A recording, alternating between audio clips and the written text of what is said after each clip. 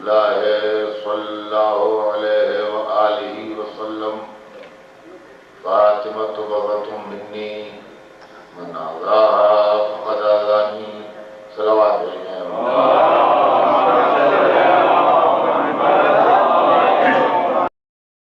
میں نے یہ مجالس کا سلسلہ شروع کیا ہے. میں نے ایک سلسلہ بیان شروع کیا جس میں نے چاہا کہ معصومہ عالم کی حیات پاک کی کچھ جھلکیاں آپ کی خدمت میں پیش کروں تاکہ اس سے لوگوں کو اندازہ ہو کہ حیات طیبہ کیا ہے.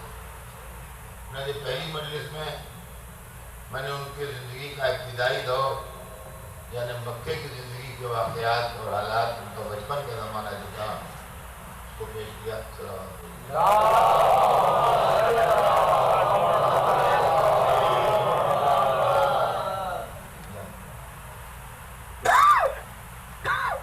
اور کل میں نے ان کی مدنی زندگی کے تعلق سے کچھ عرض کیا تھا اور اس میں مولا علی کے ساتھ ان کے عام ہونے کے واقعات اور اس سے تاریخ اسلام میں کیا کیا نتیجے نکل سکتے ہیں وہ آپ کے سامنے پیش کیا.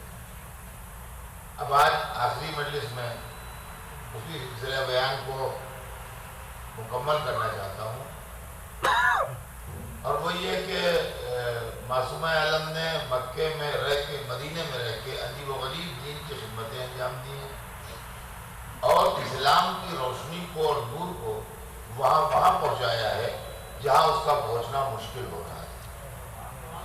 یعنی رسول نے کہیں پہنچایا, کہیں آل رسول نے پہنچایا, بنت رسول نے کہاں اسلام کی روشنی پہنچائی. چنانچہ اس سلسلے میں عجیب و غریب واقعات ملتے ہیں اور طریقہ تبلیغ کا بھی اندازہ ہوتا ہے کہ تبلیغ کس طرح کی جاتی ہے.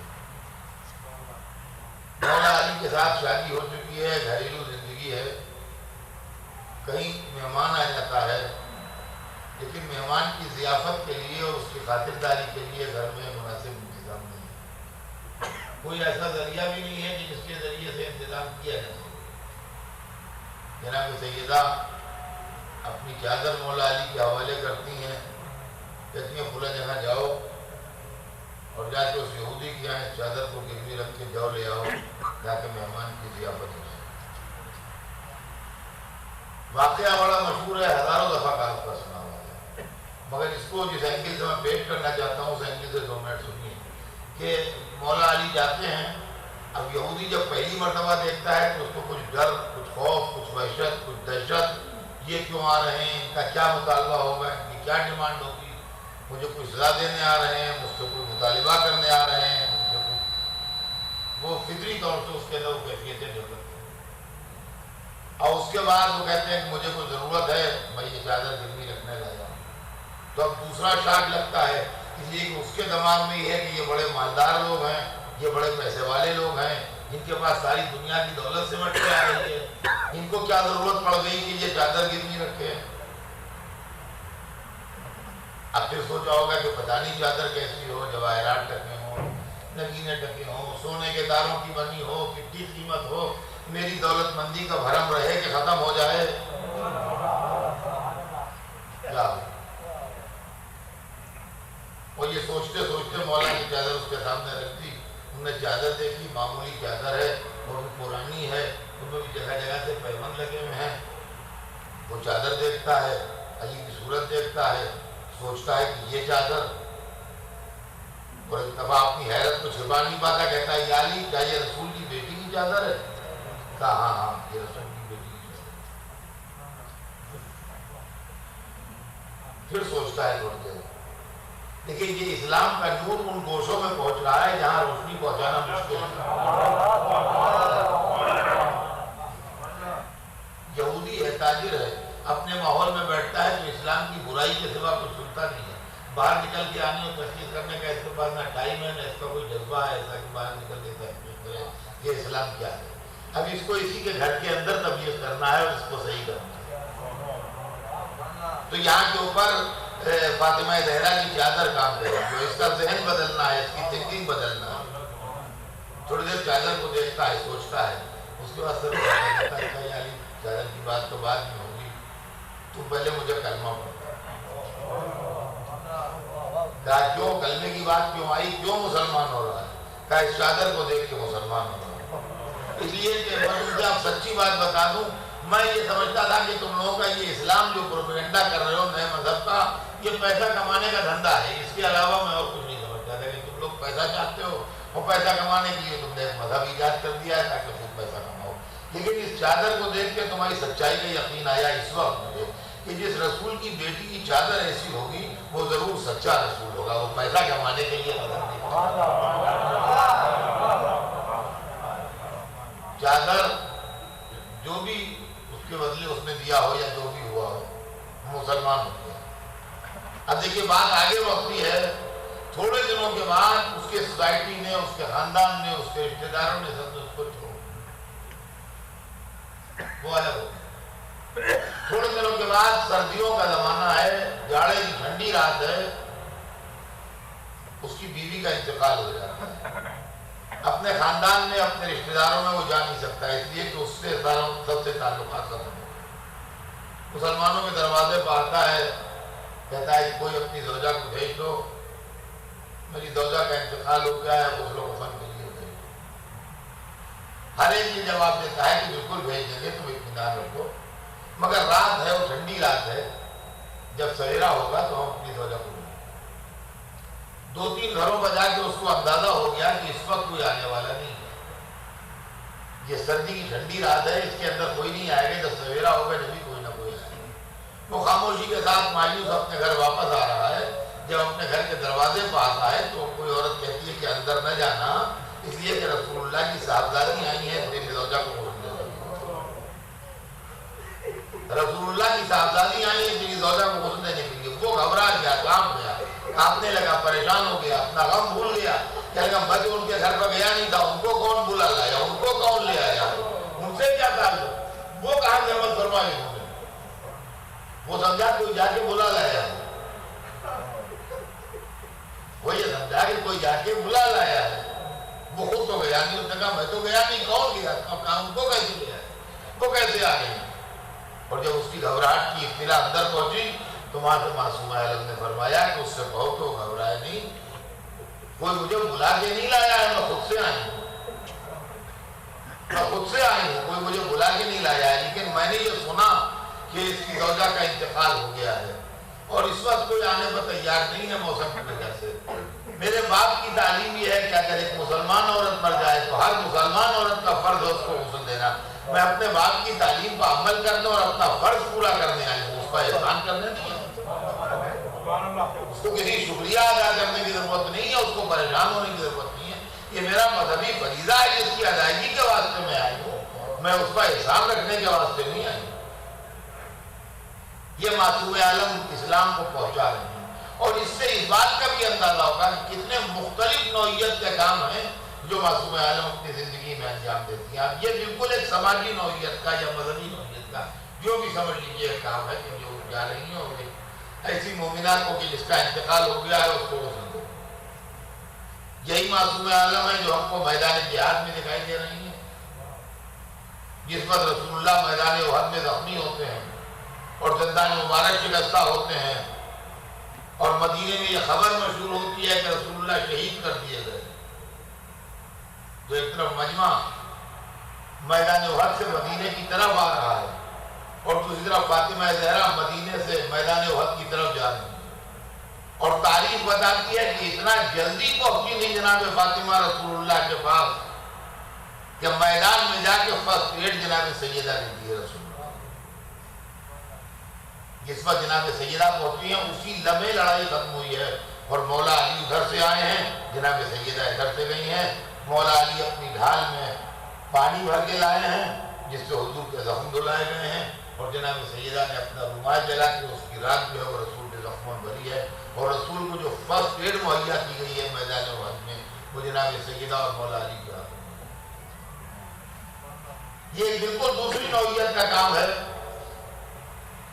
جو آپ کی نگاہوں کے سامنے ہے, اس کا اس سے کوئی تعلق نہیں.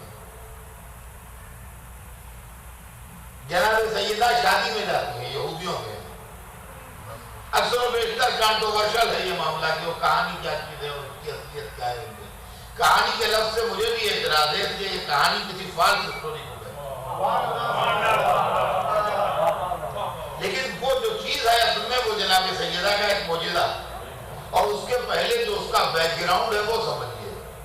یہودیوں کو یہ اچھی طرح معلوم تھا کہ مسلمانوں میں لباس کی یا اچھے گھر کی یا اچھا کھانا پکے یا اچھا عمدہ کپڑے پہنے جائیں اس کی کوئی اہمیت نہیں ہے، بلکہ کردار کی اہمیت زیادہ ہے اور ان چیزوں کی زیادہ اہمیت نہیں ہے۔ اور ان کو یہ بھی معلوم تھا کہ رسول کی صاحبزادی کا لباس بھی بہت معمولی ہوتا ہے اور اکثر و بیشتر پیوندار لباس ہوتا ہے، اور ان کو اس کی کوئی پرواہ بھی نہیں ہے، کوئی غم بھی اس کا نہیں ہے کہ میرا لباس جو ہے وہ معمولی ہوتا ہے یا خراب ہوتا ہے، بلکہ یہ لوگ لباس کو بہت اہمیت نہیں دیتے ہیں اور لباس کی کوئی خاص ان کے یہاں وہ نہیں ہے، کیونکہ اسلام مدینے میں پھیل رہا تھا اور یہودیوں میں بھی اسلام کا چرچا ہو رہا تھا گھر گھر، لہذا انہوں نے ایک اسکیم بنائی کہ اسلام کی طرف جانے سے روکنے کے لیے شادی میں رسول اللہ کی بیٹی کو بلاؤ، اور وہ اپنے وہی بوسیدہ اور پرانے اور بڑے کپڑوں میں آ جائیں گی، اس لیے کہ ان کو لباس کی زیادہ پرواہ ہے نہیں۔ اور اس کے بعد عورتوں کو دکھاؤ کہ دیکھو جو اسلام کے سب سے بڑے ہیں ان کی بیٹی کی یہ پوزیشن ہے کہ پیوندار کپڑے پہنے رہتی ہیں، اب اگر تمہیں غربت پسند ہے اور فاقوں مرنا اچھا لگتا ہے تو مسلمان ہو جاؤ، اس لیے کیا اس سے کم تری رہو گے یہاں تک تو پہنچ نہ پاؤ گے، لیکن جو سب سے بڑے ہیں ان کی بیٹی کی یہ پوزیشن ہے، اب اگر اس سے خراب پوزیشن میں تمہیں رہنا پسند ہے تو ٹھیک سے مسلمان ہو جاؤ، کوئی ٹھیک ہے، اور اگر تمہیں اپنی جو اس وقت تمہاری فائنینشل پوزیشن ہے اور جو اسٹیٹس ہے اگر اسی میں رہنا چاہتے ہو تو بھائی اسلام سے دوری رہو، جس کو فاقوں مرنا ہو بڑے حالوں رہنا ہو وہ مسلمان ہو۔ اس اسکیم کے تحت جناب سیدہ بلائی گئی تھی، کسی محبت میں یا کسی عظمت میں یا کسی احترام میں نہیں بلائی گئی۔ وہاں سے پیغام آیا شادی کا، رسول اللہ کے پاس آیا، رسول اللہ نے کہا بھائی علی سے بات کرو، علی کے پاس آیا، سیدہ سے پوچھ لوں، سب تیار ہو گئے، ٹھیک ہے وعدہ کر لیا کہ آئیں گے۔ اچھا یہ بھی معلوم تھا کہ ان کے وعدے سچے ہوتے ہیں، وعدہ کیا ہے تو آئیں گے ضرور، معذرت نہیں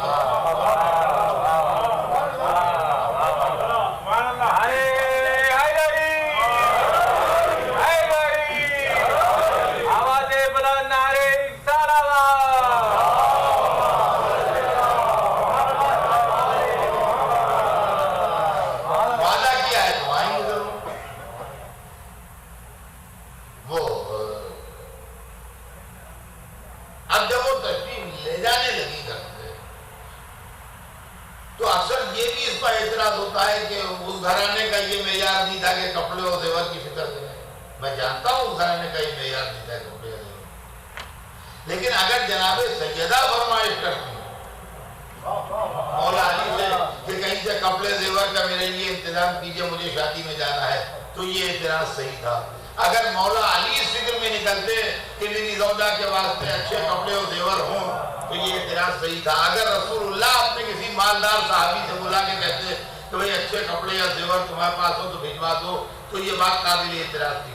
سوال یہ ہے کہ جس اللہ کی خوشنودی کے لیے انہوں نے دنیا کو چھوڑا ہے اگر وہی اللہ کپڑے بھیجوا رہا ہے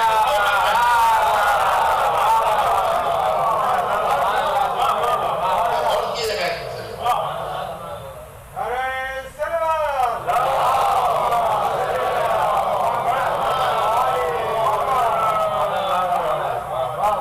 مسئلہ یہ ہے کہ یہاں کپڑے یا زیور کا مسئلہ نہیں ہے، مسئلہ یہ ہے کہ دنیا میں اچھے گھر میں رہتے کسے برا لگتا ہے، اچھے کپڑے پہنتے کس کو تکلیف ہوتی ہے، اچھا کھانا کھاتے ہوئے کس کو پریشانی لاحق ہوتی ہے، لیکن کچھ لوگوں نے اللہ کی محبت میں دین کے مشن میں مصروف رہنے کے لیے دنیا کی ان نعمتوں سے اپنا رشتہ توڑ لیا، ٹھیک ہے توڑ لیا، اور وہ بھی اللہ کے لیے توڑ لیا۔ تو اب اگر کسی وقت اللہ کے دین ہی کی مصلحت یہ ہو کہ اچھے کپڑے پہنے جائیں تو اب اچھے کپڑے نہ پہننا اللہ کے مشن کی مخالفت ہے۔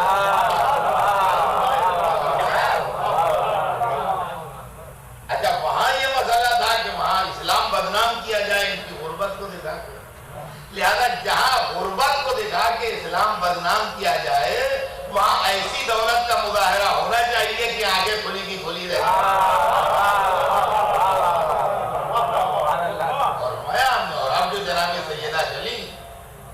تو سارا انتظام اسی اللہ کی طرف سے تھا جس کا دین تھا. اب وہاں کنیزیں بھی ہیں، خدمت گاریں بھی ہیں، جس پر لباس بھی ایسا ہے جیسا انسانی آنکھوں نے کبھی دیکھا نہیں، زیور بھی ایسے ہیں جیسے کبھی کسی نے سوچے نہیں، اس لیے کہ یہ سب جو ہے یہ اس کی مصلحت ہی دوسری ہے. اور اب جو وہ محفل میں گئی تو ان کی ساری دولت مندی اور ساری چمک دمک اور سارے زیورات اور سب کچھ جو تھا وہ مان پڑ گیا، اس کی کوئی حیثیت ہی نہیں رہ گئی.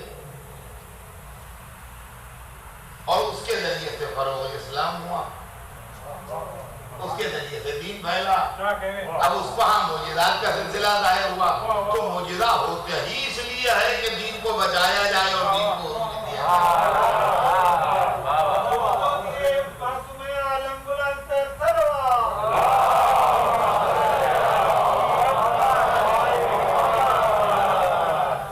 جناب سیدہ کی زندگی میں ایک منزل یہ بھی ہے، ایک منزل جناب سیدہ کی زندگی میں یہ بھی آتی ہے کہ وہ اپنے والد کے ساتھ ساتھ دین کی حفاظت کے واسطے اور مذہب کی تبلیغ کے واسطے میدان میں نکل کے جا رہی ہیں. اور قرآن نے ان کو بلایا ہے، ان کے نام سے بلاوا آیا ہے. قرآن نے ان کو بلایا ہے، ان کے نام سے بلاوا آیا ہے. نساءنا و نساءکم. اور جناب سیدہ میدان مباہلہ میں اپنے باپ کے مذہب کی حقانیت ثابت کرنے کے لیے اور اسلام کی سچائی ثابت کرنے کے لیے نکل کے آ رہی ہیں.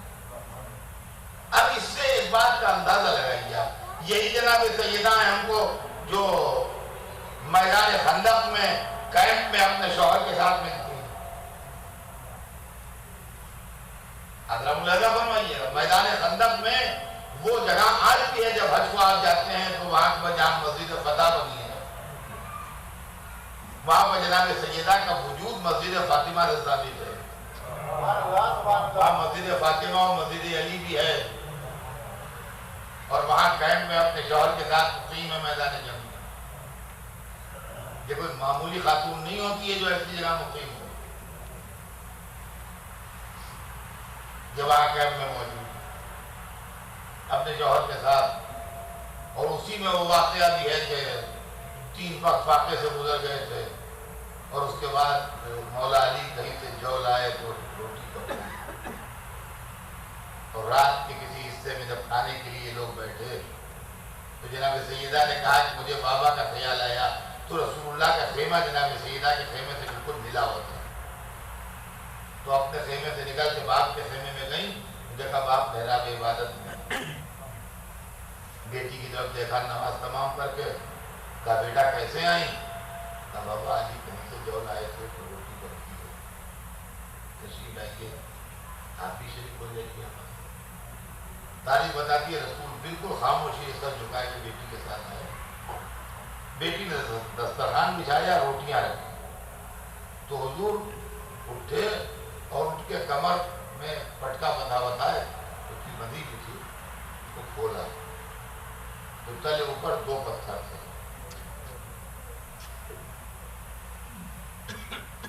اور کہا بیٹا آج تیسرا دن ہے کہ تیرے باپ نے کچھ کھایا ہے. اور اس طریقے سے بیٹھ کے رسول اللہ نے، جناب سیدہ نے اور مولا علی نے، ان لوگوں نے کھانا کھایا باہر.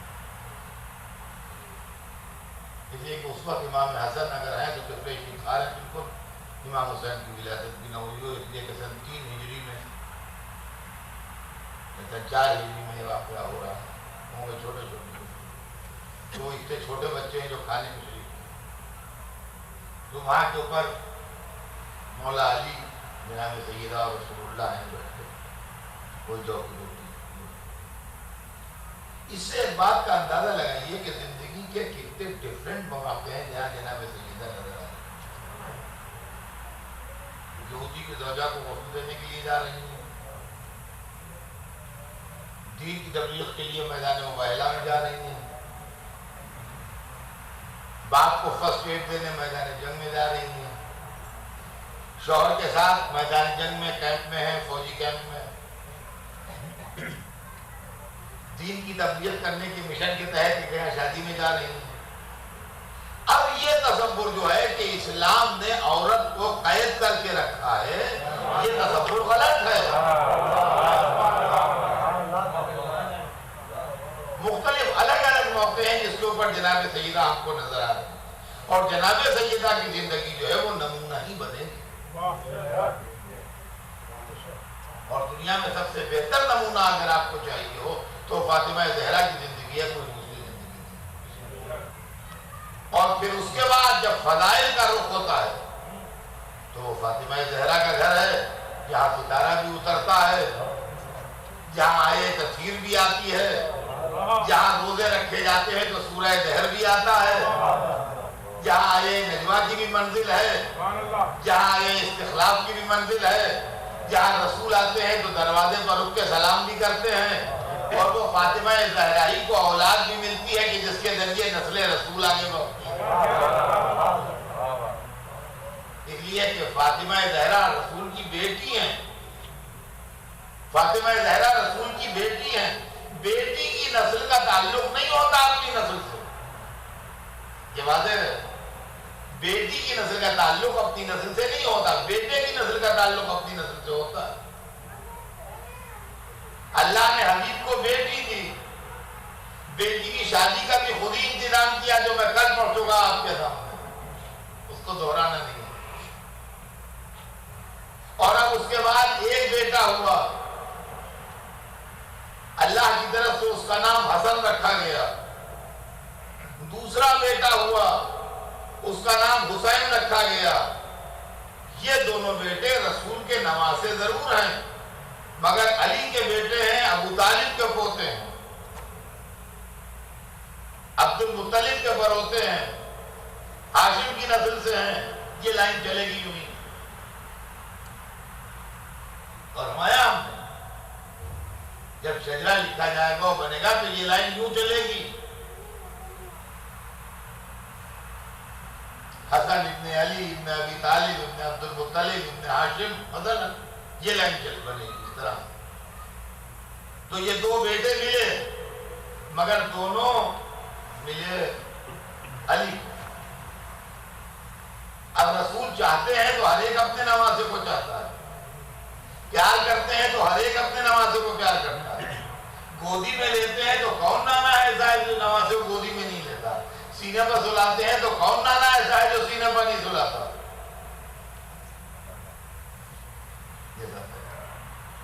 لیکن رسول کے بیٹے تھوڑی ہیں، رسول کے نواسے ہیں یہ۔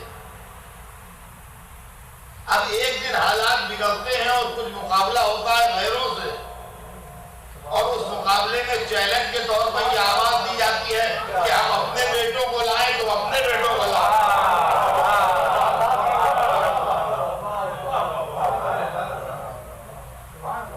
توجہ چاہتا ہوں عزیزان کرام، وہاں مقابلے کی بات ہے، اور زندگی سے سمجھیے ان معاملوں کو، کتابوں میں تو گھنٹوں لگ جائیں گے۔ شادیاں ہوتی ہیں، شادی کارڈ آتے ہیں، ان میں لکھا ہوتا ہے میں صاحبزادگان، نام رواج، میں فرزندان۔ اب ایک شخص کے پاس اس کا ایک دور کا جاننے والا ہے، کہیں سے کارڈ آیا، اس میں میں صاحبزادگان لکھا ہے، اس کے اعتبار سے بیٹے تھے، اور لوگ کچھ اعتراض بھی کرتے تھے بیٹے نہ ہونے پر۔ وہ کارڈ پہ لکھا ہوا آ گیا میں صاحبزادگان، تو اس نے سوچا اس کو معلوم نہیں ہے، اگر اس کو اس لیے اس نے لکھ کے بھیج دیا میں صاحبزادگان، تو بگڑے گا نہیں، برا نہیں مانے گا۔ لیکن آپ کے پڑوس میں رہتے تھے وہ صاحب، اور دیوار بیچ رہتے تھے، اور ان کے بیٹا نہیں تھا، اور آپ کو معلوم تھا کہ ان کے بیٹا نہیں ہے، اور ان کے دشمن بیٹا نہ ہونے پر تڑپ نہیں کرتے ہیں، اور آپ اپنے بیٹے کی شادی کرنے اٹھے اور آپ نے ان سے ملے تو کہا کہ بھائی کل آپ کے بھتیجے کی شادی ہے، ضرور آئیے گا۔ ان کا ہاں گیا، ضرور آؤں گا، ارے بھائی میرے بیٹا ہے وہ ٹھیک ہے۔ اور اس کے بعد آپ نے کہا اور اپنے بیٹوں کو بھی لائیے گا،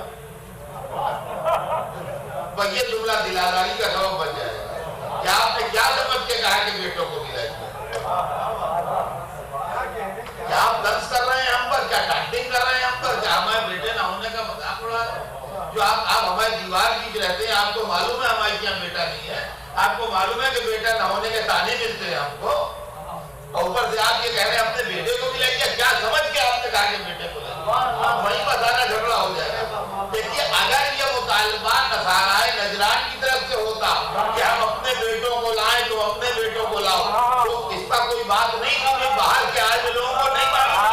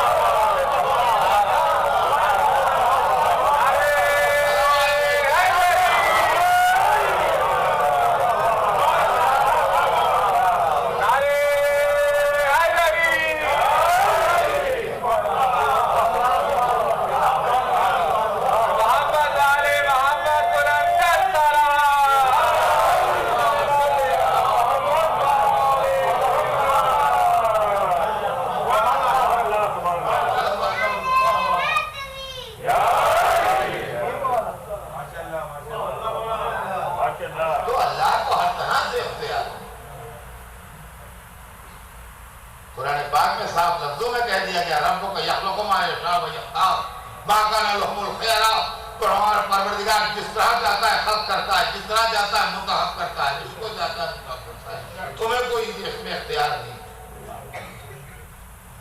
بغیر ماں باپ کے خلق کر دیتا ہے، آدم کو خلق کر دیا، بغیر باپ کے خلق کر دیتا ہے، عیسیٰ کو خلق کر دیا، وہ مجبور نہیں ہے کہ یہ ہو یا یہ ہو.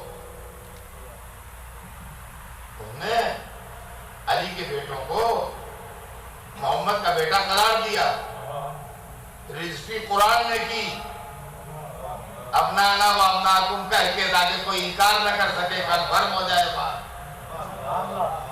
اب یہ دونوں بنے نسل رسول میں، رسول کے بیٹے. اب جو نسل پاک ملے گی وہ نسل رسول کہلائے گی اپنانا کی روشنی میں.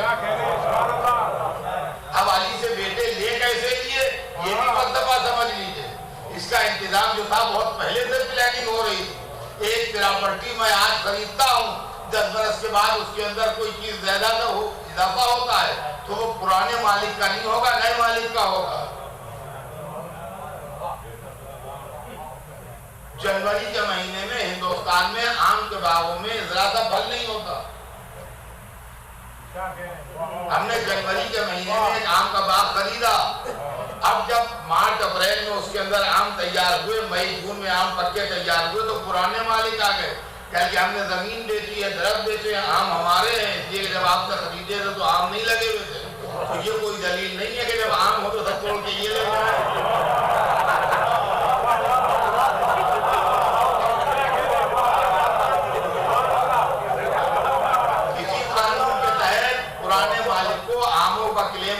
کوئی حق نہیں ہے. اب آم لگیں گے جتنے وہ سب آم ہمارے ہوں گے، اس لیے کہ ہم نے باغ پورا خرید لیا ہے. اب وہ آموں کے اوپر آپ کلیم نہیں کر سکتے کہ جب ہم نے بیچا تھا باغ جنوری میں اس وقت تو آم نہیں تھے، تو اب آئے ہیں، یہ تو ہمارے ہی آم ہیں. نہیں، اس میں سے ایک آم آپ کا نہیں، جتنے آم ہیں سب ہمارے ہیں، اس لیے کہ باغ ہم خرید چکے ہیں. اب سمجھئے کہ اللہ نے پہلے ہی نفس علی خرید کے رکھا تھا. اب جتنے علی پیدا ہوں گے سب اللہ کے.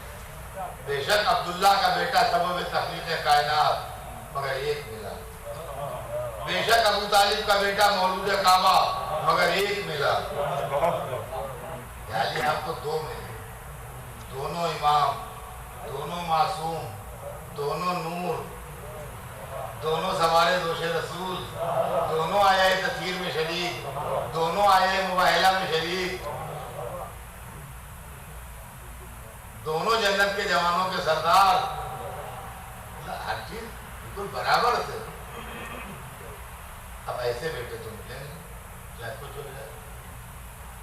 اب ایسا بیٹا کہاں سے ملے گا جس کی ماں معصوم ہو؟ اب اس کا ایسا بیٹا کہاں سے ملے گا جس کا نانا مرسل اعظم ہو؟ اب کچھ بھی ہو جائے، مشرق کا سورج مغرب سے نکل آئے، مگر ایسے بیٹے تو ہم نہیں. پھر آپ تو منع کر رہے ہیں. تو ممکن ہے جواب دیں اس اللہ کا احسان جس نے مجھے ایسے بیٹے دیے، مگر مجھ سے لے کے رسول اللہ کو دے دیے. تو میرا بیٹا کہاں ہے؟ میرا بیٹا بھی تو ہو. یہ مسئلہ عزیزان گرامی. تو اس طریقے سے اللہ نے تفسیر کو سورہ کوثر بھی فرمائی. تو یہ بھی سن لیجئے کہ یہ خاندان رسالت ہے، اور اس گھرانے کا معیار سمجھنا اور اس گھرانے کا مسئلہ سمجھنا کوئی مشکل نہیں ہے، بشرطے کہ آدمی تھوڑا ذہن استعمال کرے کہ اللہ نے ایک نور خلق کیا، پھر اس کے بعد ایک خلق کر کے دو حصوں میں ڈیوائیڈ کیا. تو رسول نے کہا انا والی من نور واحد، اور اس کے بعد پھر نور کے دو دریاؤں کو پھر ملایا. تو جبرائیل نے آن کے رسول سے کہا زوج النور بالنور، نور کی شادی نور سے کر دو. تو علی و فاطمہ کی بھی شادی ہوئی، نور کے دونوں دریا پھر ملے، اور جب پھر ملے تو پھر دو حصوں میں منقسم ہوئے، حسن و حسین. حسن و حسین نور کے پھر دو سلسلے چلے. اس کے بعد یہ دونوں دریاؤں کا پھر سنگم ہوا. علی و فاطمہ کے لگ بھگ 50 برس کے بعد اس گھر میں علی و فاطمہ پھر جوان ہوئے. علی و فاطمہ کے لگ بھگ 50 برس کے بعد اس گھر میں علی و فاطمہ پھر جوان ہوئے. اللہ نے حسن کو ایک بیٹی عطا کی، انہوں نے اپنی والدہ کے نام پر بیٹی کا نام فاطمہ رکھا. حسین کو ایک بیٹا عطا کیا، انہوں نے اپنے والد کے نام پر بیٹے کا نام علی رکھا. تو اس گھر میں علی و فاطمہ کے بعد پھر علی و فاطمہ جوان ہوئے. تو مرضی پروردگار سے پھر علی و فاطمہ کا عقد ہو گیا. اور اب جو سلسلہ نور آگے بڑھا تو بزرگ خاندان کا نام محمد رکھا گیا.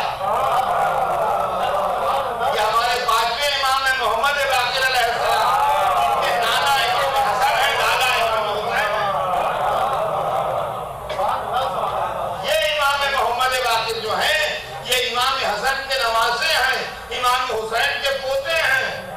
تو اس طریقے سے نور کے دونوں دریاؤں کا سنگم ہو گیا، تاکہ کوئی یہ نہ کہے کہ عصمت نسل حسین میں گئی، نسل حسن میں نہیں رہی، نسل محمد میں رہی.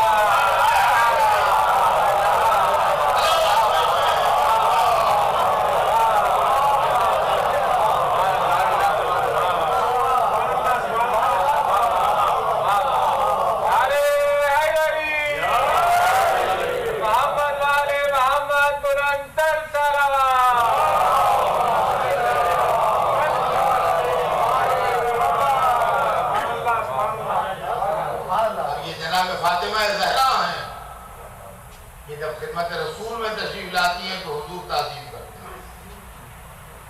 اور یہ نہ سمجھیے گا کہ باپ بیٹی کی تعظیم کرتا ہے، نہیں، باپ بیٹی کی تعظیم والا مسئلہ بہت مشکل ہو جائے گا، ورنہ پھر ہر باپ مشکل پڑے گا. نہیں، مرسل اعظم فاطمہ زہرا کی تعظیم کیا جو دروازے پر آتے تھے تو آن کے سلام.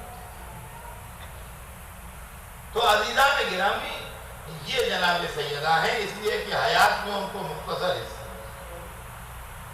بہت دنوں زندہ نہیں رہی، طویل عمر نہیں پائی، مگر مختصر عمر میں جو واقعات اور جو کارنامے اور جو تفصیلات ہیں حیات مبارک کے وہ بہت. اور دوسری بات یہ ہے کہ جو میں نے پہلے دن مجلس میں عرض کیا تھا اس کا ریفرنس دیکھوں کہ جناب سیدہ یقینی طور پر رسول اللہ کی بیٹی ہیں، اس میں کوئی کانٹروورسی نہیں ہے. اور جناب سیدہ یقینی طور پر صاحب آیہ تطہیر ہیں، اس میں بھی کوئی کانٹروورسی نہیں ہے. اور جناب سیدہ آج عالم اسلام کے لیے وہ روشنی ہیں کہ مسلمان اگر سنجیدگی سے چاہے تو اپنے سارے اختلافات فاطمہ زہرا کی روشنی میں طے کر سکتا ہے. عالم اسلام اپنے تمام اختلافات فاطمہ زہرا کے کردار اور سیرت کی روشنی میں طے کر سکتا ہے، اس لیے کہ جتنے واقعات اسلام کی تاریخ میں ہیں وہ سب بعد کے ہیں۔ امام حسین کا واقعہ ہے تو رسول اللہ کے 50 برس بعد کا ہے۔ اب 50 برس کے اندر جتنی سیاست بھی آئی، جتنی حکومت بھی آئی، جتنے معاملات بھی ہوئے، وہ اس واقعے پر اثر انداز ہوتے ہیں۔ لوگ کہتے تھا وہ یہ ہے اور وہ ہے اور وہ ہے، یہ نظریہ ہے اور وہ نظریہ ہے، ان کا یہ نظریہ تھا، ان کا وہ نظریہ تھا۔ بیچ میں بہت سے لوگ اور بہت سے کیریکٹر ہیں، لیکن جناب سیدہ کا واقعہ جو ہے اس کے اندر نہ بیچ میں بہت سے لوگ آتے ہیں، نہ بیچ میں بہت سے کیریکٹر آتے ہیں۔ اسلام کی کانٹروورسی کو اگر کسی کو سمجھنا ہے اور وہ سنسیئر ہے اس معاملے کو سمجھنے میں، تو جناب سیدہ کے مسئلے سے اس کو غور کر لے کہ کیا ہے۔ ہمیں اس بات کا بڑا صدمہ ہے، اور صدمہ اس لیے ہے کہ آج 1400 برس ہو گئے، لیکن 1400 برس گزرنے کے بعد بھی عالم اسلام نے جناب سیدہ کے مسائل پر ٹھنڈے دل سے غور نہیں کیا، اور میں ہم نے 1400 برس گزرنے کے بعد بھی انصاف سے اور ٹھنڈے دل سے غور نہیں کیا۔ آج جس طرح کی بحثیں ہوتی ہیں، جس طرح کی کتابیں لکھی جاتی ہیں، جس طرح کی تقریریں ہوتی ہیں، جس طرح کے معاملات آتے ہیں سامنے، اس کا کوئی تعلق ان معاملات سے نہیں ہے جو جناب سیدہ کے معاملے ہیں۔ اس لیے کہ اعتراض اگر کسی کو ہے تو ہمارے طور پر ہی ہو۔ شیعہ لوگ جو ہیں وہ بہت گڑبڑ کرتے ہیں، وہ ماتم کرتے ہیں کہ بدعت ہے، تو کون بدعتی ہے؟ ہم نا،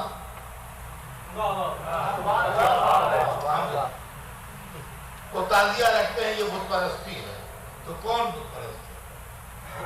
ہم بت پرست ہیں۔ وہ مٹی پر سجدہ کرتے ہیں یہ صنم پرستی ہے، تو کس نے صنم پرستی؟ ہم نے صنم پرستی۔ وہ سینے پر ہاتھ مارتے ہیں یہ جائز نہیں ہے اسلام میں، تو ناجائز عمل کا مرتکب کون ہوا؟ ہم ہوئے۔ وہ یا علی مدد کہتے ہیں یہ شرک ہے بالکل، تو مشرک کون ہے؟ ہم ہیں۔ ہم کہتے ہیں آپ ہمیں بالکل کنڈم کیجئے، ہم سے بحث ہی نہ کیجئے، یہ بتائیے جناب سیدہ کیسی ہے؟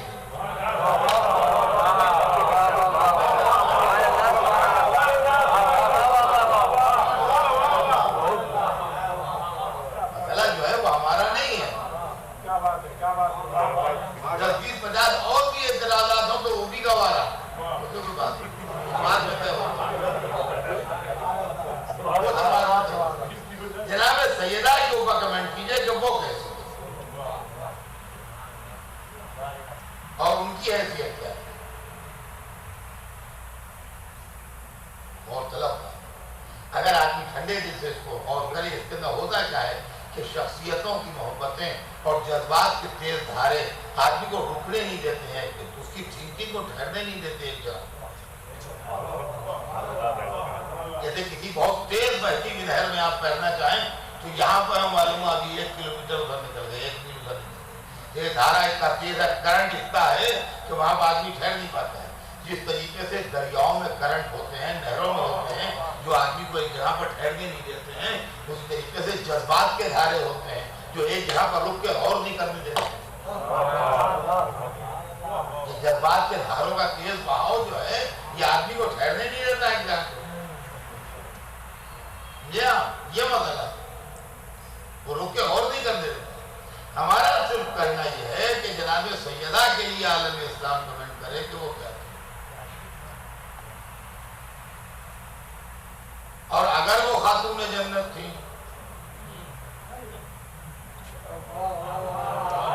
اور اگر وہ صاحب آیت تطہیر تھی اور اگر اللہ نے ان کے متعلق یقینی طور پر یہ فرمایا ہے کہ ہر گندگی آپ سے دور رہے گی، تو ایسی خاتون کا ایک ایسی پراپرٹی کے لیے دعویٰ کرنا جس کا اس کو حق نہیں پہنچتا ہے،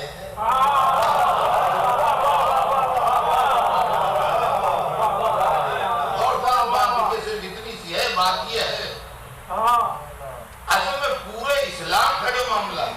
وہ جناب سیدہ پان کے ڈیپینڈ کرتا ہے، اس لیے کہ جناب سیدہ کا مسئلہ آج لوگ جذبات میں بے چین ہونے لگتے ہیں، ہم نے ان کو کہہ دیا ان کو کہہ دیا، ان کو کی بات نہیں ہے، یہ پورے اسلام کی بات ہے،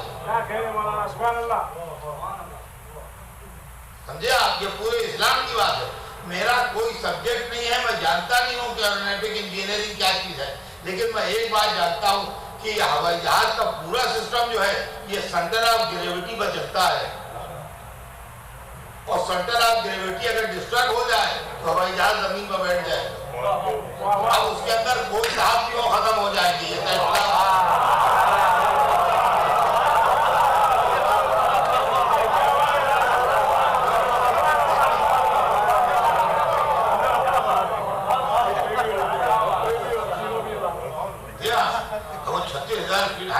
چل رہا ہے، تو وہاں وہ گڑبڑ ہو گیا، تو وہاں سے نیچے زمین پہ آیا، تو اب یہ نہ سوچئے کہ ارے کھلا صاحب ہے، اس سے اونچا کریش ہوگا، یہ نہیں ہے، جب کریش ہوگا تو کوئی صاحب بچیں گے نہیں،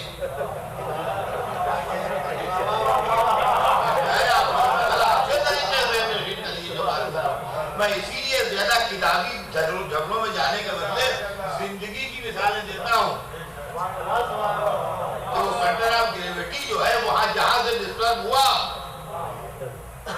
اسی لیے آپ نے دیکھا ہوگا لینڈنگ اور ٹیک آف کے وقت بیلٹ بنوا دیتے ہیں، جو جہاں وہیں بیٹھا رہے موومنٹ نہ کرے، وہ اسی لیے ہوتا ہے کہ خطرہ زیادہ رسک جو ہے وہ لینڈنگ اور ٹیک آف کے وقت ہوتا ہے۔ آپ یہ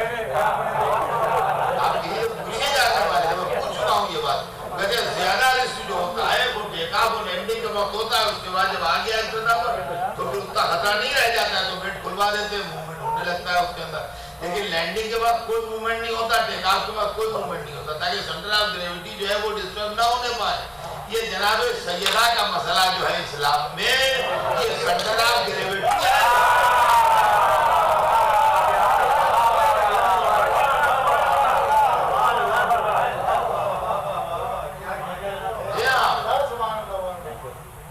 یہ سینٹر آف گریویٹی، اور یہ گڑبڑ ہوا اور کولیپس ہوا پورا اسلام، یہ پورا ہوائی جہاز جمبو جیٹ بیٹھ جائے گا، یہ ہوا پر رک نہیں پائے گا، آئے گا سیدھا زمین پر، کیوں اس لیے سنی آپ دیکھیے ہے کیا چیز، کہ اگر سیدہ نے غلط دعویٰ کیا تو آیہ تطہیر نے غلط وعدہ کیا، اگر آیہ تطہیر نے غلط وعدہ کیا تو قرآن میں غلطی پکڑی گئی، اگر قرآن میں غلطی پکڑی گئی تو جس مذہب کی کتاب غلط ہو وہ صحیح نہیں ہو سکتا۔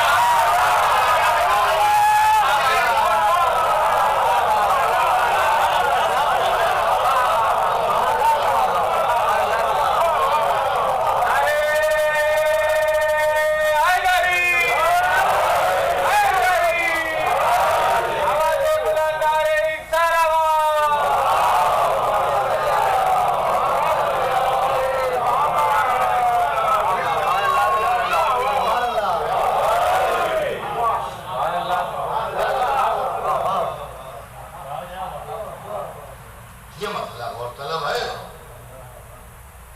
کہ یہ کیا مسئلہ ہے اور اس کو آپ کس حساب سے رکھتے تھے اس معاملے اس کے اندر کیا ہوتا ہے، ہسٹری بیان کرتی ہے کہ جناب سیدہ سے گواہ مانگے تھے، ہسٹری کہتی ہے، اس سے آپ ڈینائی نہیں کر سکتے، انکار نہیں کر سکتے کہ جناب سیدہ سے گواہ مانگے تھے، یہ جناب سیدہ سے گواہ طلب کرنا اس کو ہم دینداری نہیں مان سکتے۔ کتاب اسلام تو بڑا کھرا مذہب ہے، کوئی بھی ہو،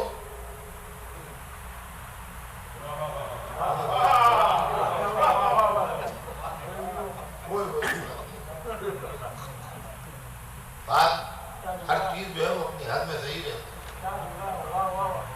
جہاں حد سے گزری وہی بگڑ گئی، کھانا اتنا پکائیے کہ گوشت گل جائے، لیکن اتنی دیر نہ آگ پر چڑھا رہنے دیجیے کہ جل جائے۔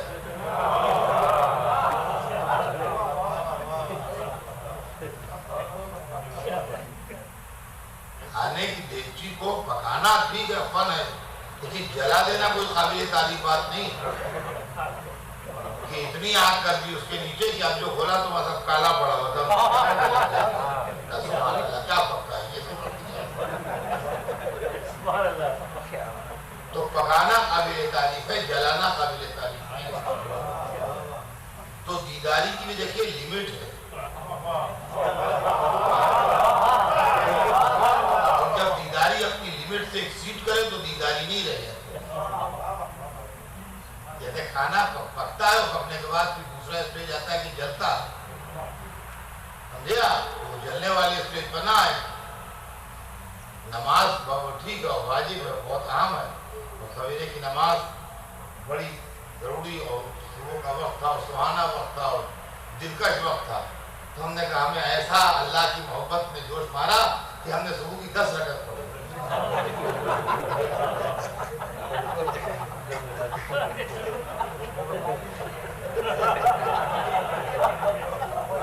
یہ جوش محبت خدا جو ہے یہ قابل تعریف نہیں ہے کہ آپ نے 10 رکعت پڑھا. 2 رکعت تو ٹھیک ہے. اگر آپ نے کہا کہ نہیں وہ ایسا ہوا چل رہی تھی, ایسا لوگوں کی روشنی پھیل رہی تھی, اور ایسا مجھے قیب تعریف ہوا, بس میں نے نیت کر لی کہ نماز پڑھتا ہوں. 10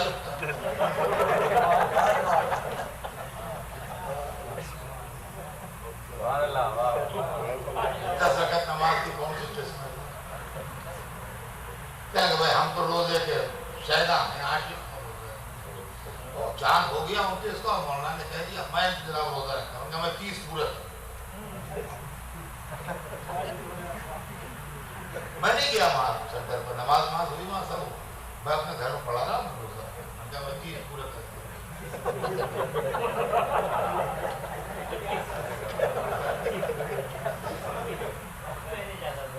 اب ان کے ہاتھ چھونے جائیں کیا 10 رکعت صبح کی نماز پڑھ کے آئے, عید کے دن روزہ رکھ کے آئے, مومن بہت ہے. یہ بہت مومن ہونے کی کون سی قسم مجھے بتائیے.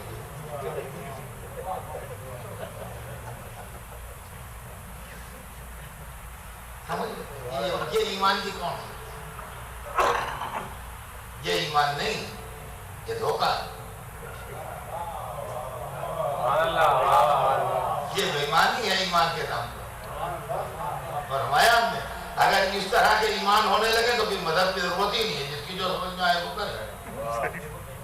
سمجھے آپ, مذہب کے اندر جو پابندیاں لگی ہیں کہ یہ نماز ہے, یہ روزہ ہے, یہ حج ہے, یہ ذوالحج کے مہینے میں ہوگا. کہ میں تو جوش اٹھا مجھے تو میں رمضان میں چلا گیا حج کرتا ہوں, پورا حج کر کے جی رمضان میں جائیے حج کرنے, دیکھیں کیا مزہ آتا ہے. ہاں کہاں بھیڑ بھاڑ میں پھنسائیں.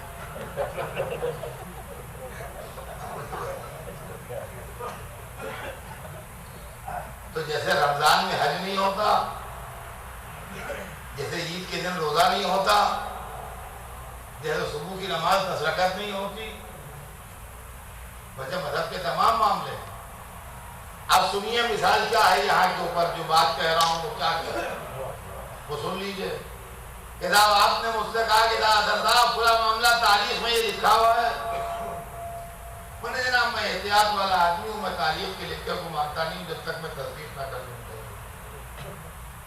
ٹھیک, یہ بات قابل تعریف ہے کہ آپ جلدی سے جو کتاب میں جلدی کہیں لکھا دیکھ لیا, جلدی سے اس پر ایمان لے آئے. یہ نہیں ہے, تاریخ میں لکھا ضرور ہے, ٹھیک ہے آپ نے دکھایا, لیکن ہم ابھی دوسرے ذرائع سے اس کی اور تحقیق کریں گے کہ جو لکھا ہے یہ صحیح ہے کہ غلط ہے. دوسرے پھر آئے, ہم نے کہا تھا وہ فلاں حدیث میں بھی ہے یہ مضمون, ٹھیک ہے وہ یہ ہے یہ.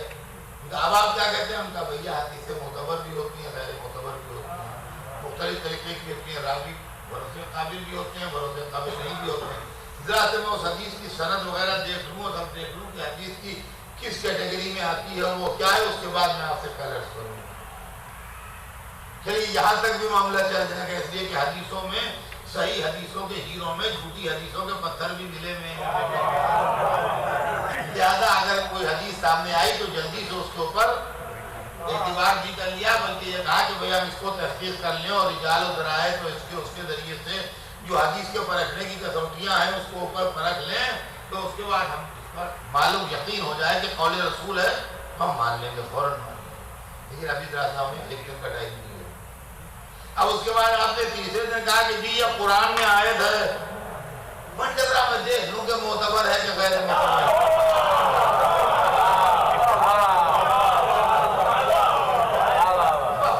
اب یہ زیادہ ہو گیا معاملہ.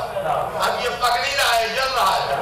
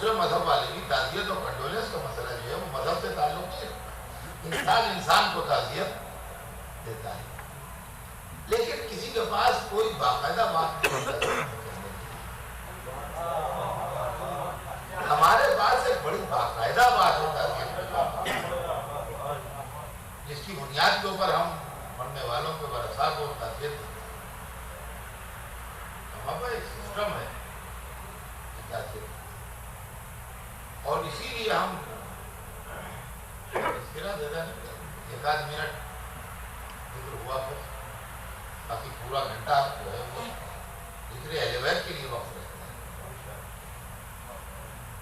پورا گھنٹہ ذکر اہل بیت کے لیے وقت رکھنا ہے۔ اس لیے کہ یہ ہمارے آنسو جو اپنے عزیزوں یا دوستوں کے غم میں نکلتے ہیں، یہ شبنم آسا ہے، شبنم کی طرح۔ شبنم سویرے ہوتی ہے، جب نماز صبح کے لیے آپ نکلیے تو شبنم دکھائیے، لیکن ظہر کی نماز کے لیے اسی باغ میں جائیے تو شبنم نہیں ہے، شبنم غائب ہو جاتی ہے۔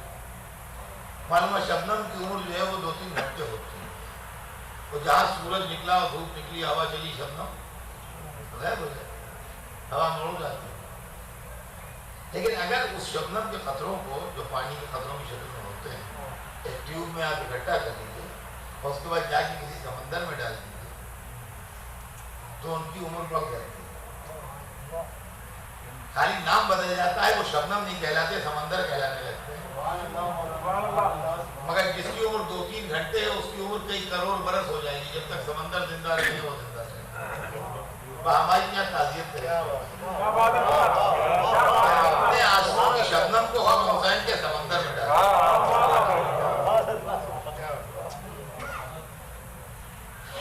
جب تک ہمیں حسین رہے گا، جب تک ہمارے یہاں بات نگرانی گرامی، رسول اللہ نے جس بیٹی کے لیے فرمایا کہ جس نے اس کو ایذا دی اس نے مجھ کو ایذا دی، کہ دروازے پر رک کے سلام کیا، ایک وقت وہ بھی آ گیا کہ وہ فریاد کر رہی تھی کہ بابا آپ کے بعد وہ مصیبتیں پڑی کہ بابا مجھ پر وہ مصیبتیں پڑی ہیں کہ اگر فاطمہ زہرا دنیا سے اس مظلومی کے عالم میں گئی ہیں کہ ان کا دل بھی شکستہ تھا، ان کا پہلو بھی شکستہ۔ مولا علی سے وصیتیں کی ہیں، اسما سے وصیتیں کی۔ اسما کہتی ہیں میں نے روز رحلت دیکھا سویرے کہ چہرے اقدس کا رنگ متغیر ہے۔ میں نے کہا بی بی آج چہرے اقدس کا رنگ متغیر رہتا ہے، تو کہا اسما آج میں دنیا سے جانے والا۔ اسما میں نے اپنے بابا کو خواب میں دیکھا، ہم اس سے فرما رہے تھے کہ شام تک تو میرے پاس ہے۔ اسما آج میں دنیا سے رخصت ہو رہا ہوں۔ ہاں میں کہوں گا بڑے ملتے جلتے انداز ہے گھر میں، جب دادی دنیا سے گئی تھی تو اپنے باپ کو خواب میں دیکھا، جب پوتی دنیا سے گئی تو اپنے باپ کو، جب دادی دنیا سے گئی تو اس کو رونے سے روکا گیا،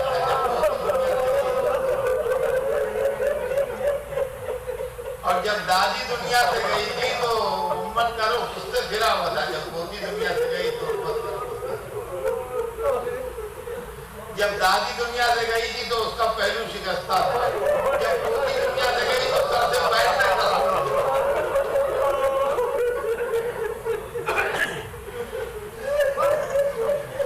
اسما کو دیکھا، کہا اسما آج میں دنیا سے جانے والی ہوں، مگر اسما یہ نہ سمجھنا کہ مجھے کوئی موت کا خوف ہے، موت تو میری دیری کا تمنا ہے، آج اس کی تکمیل کا دن ہے، موت تو میری آرزو ہے، آج تکمیل آرزو کا دن ہے۔ اسما مجھے یہاں میت اٹھنے کا طریقہ دیا، یہاں پر میری نظر سے 2 روایتیں گزری۔ ایک روایت تو یہ ہے کہ اسما نے تابوت بنا کے پیش کیا، اور دوسری روایت یہ ہے کہ جبرائیل حاضر خدمت معصومہ ہوئے، ہم نے تابوت کا نمونہ پیش کیا، اور بی بی نے اپنے حکم سے اسما سے بنوایا۔ اگر جبرائیل بھی آئے ہوں تو جبرائیل کا آنا اس گھر میں تعجب نہیں مانتا، حاضر ہوتے ہیں۔ بہرحال جبرائیل نے پیش کیا ہو یا اسما نے بنایا ہو، لیکن بنا اسما کے ہاتھ میں، یہ تک۔ اور جب بی بی نے اپنا تابوت تیار دیکھا تو روایت بتاتی ہے رسول اللہ کے بعد پہلی اور آخری مسکراہٹ لبوں پر آئی، اور کہا اسما خدا تیرا دنیا و آخرت میں پردہ ہے، تو نے میرے پردے کا خیال ہے۔